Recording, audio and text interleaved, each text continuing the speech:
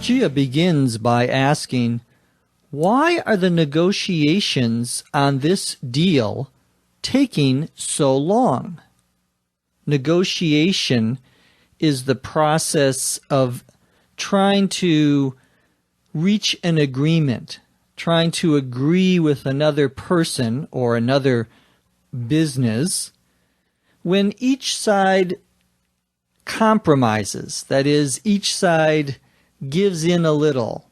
For example, I want to buy a new car, and the person selling it says it's $20,000. And I say, oh, that's too much. How about $18,000? And the person selling, the seller, says, oh no, I could only go as low as $19,000. And you say, I'll give you $18,500 cash. I have the money with me. And he says, okay, I'll take it. That's a negotiation. Negotiations are always about time, power, and knowledge. That is, if you have a long time to wait or you need something done right away, if you have knowledge about what the other person wants, and finally, if you have some other sort of influence or power over that person, all of those things will affect your negotiation. Gia wants to know why the negotiations on this deal, this agreement, are taking so long, are lasting such a long time. She says, I thought we would be putting the finishing touches on it by now. The expression to put the finishing or final touches on something means to be making small changes in order to finish something so that it's perfect. The idea is that most of the important work has already been completed. Logan says the other side, the people they are negotiating with, is holding out for more concessions. To hold out is a two-word phrasal verb meaning to delay agreeing to something because you are waiting to receive something more. Usually we say you hold out for something. For example, someone wants to offer you a job and they offer you $50,000 a year. And you say, I'm not too sure. Let me think about it. And you wait and you wait. You are holding out for more money.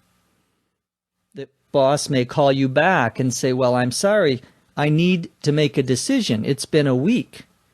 And you say, just one more day. And he says, okay, just one more day.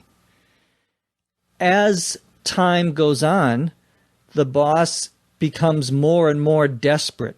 He needs to hire someone. And so you may get what you want because you have made him wait. You have used time to your advantage in the negotiation. The same is true when you go to buy, for example, a new car at a place that sells a lot of cars.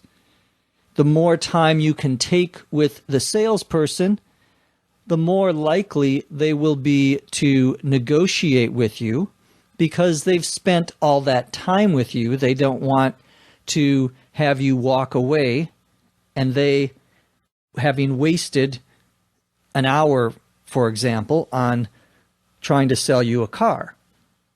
Well, the other side is holding out for concessions. Concessions are things that you agree to do in order to reach an agreement. It's like a compromise. You say, well, okay, I can't give you more than $50,000 as the boss, but I can give you an extra week of vacation time. That would be a concession. Logan says, I don't know what they're thinking, the other side, They made some pretty big demands at the start, and I think we've given in to most of them. Some pretty big demands means some very large demands, where demand is something that you say you must have. I cannot do this deal without it. Logan says their company has already given in to most of their demands. By the way, the word demand has a couple of different meanings. The other meanings you can find in our learning guide. To give in is a two-word phrasal verb, meaning to agree to do what someone else wants you to do, even though you don't really want to do it. So the parent who has a child who says, Mommy, I want to go to the store. I want to go to the store. I want to. Mommy can either say, no, go to your room. I'm not letting you go to the store. Or she can give in. She can say, okay, you can go to the store. Nowadays, most parents just give in, or so it seems. So it appears to me. You know, when I was young, oh, never mind. Logan says the other side is countering with even more demands. To counter is when someone makes you a proposal. I will sell you this car for $20,000. And you say, no, I only want to pay $18,000. Your proposal is a counter proposal. He says 20,000, you say something different. That something different that the other person says is their counter proposal. The verb is to counter, to offer something else instead of the original proposal. Gia says, they probably know that they have us over a barrel. The expression to have someone over a barrel, B-A-R-R-E-L, means to be in a situation where someone is very uncomfortable, or to be in a situation where you can beat the other person or take advantage of them, knowing that you will win. For example, you live in an apartment and the person who owns the apartment raises your rent. But if you don't have anywhere else to go, or if you need to stay in that apartment, he has you over a barrel. He has you in a situation where he can get what he wants because you don't have the power to move. In this case, the other side has knowledge about the situation of Gia and Logan's company, and they have power. They have them over a barrel. Gia says, after all of the time and money we've put into this deal, they know that we don't want to walk away. This is the idea I was talking about earlier. Gia and Logan's company has spent a lot of time and money negotiating this agreement, so they don't want to waste that time and money. They don't want to walk away. To walk away is a two-word phrasal verb meaning to stop the negotiations, to end the discussion. Logan says, that's true, and that's why we're still at the table. To be at the table means to be continuing to participate in the negotiations, to continue to talk to them. Logan says, they may be pushing too hard, meaning they may be trying to do too much, trying to get too much. In the end, I don't think we'll cave on those additional concessions. To cave, C-A-V-E,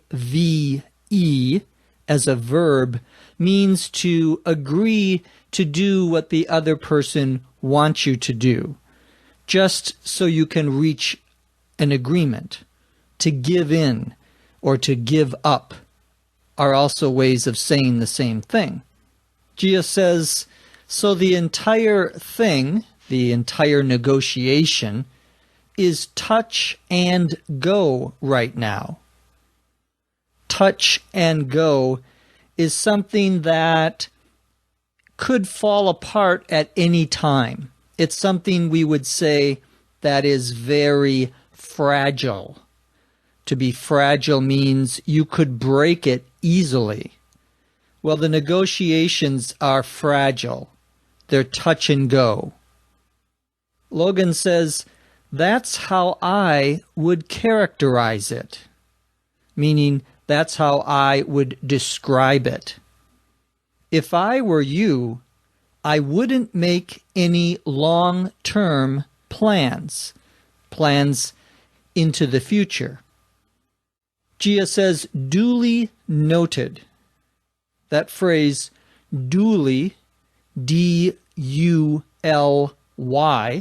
noted, is used to show that you have heard and understood what the other person has said and will think about it.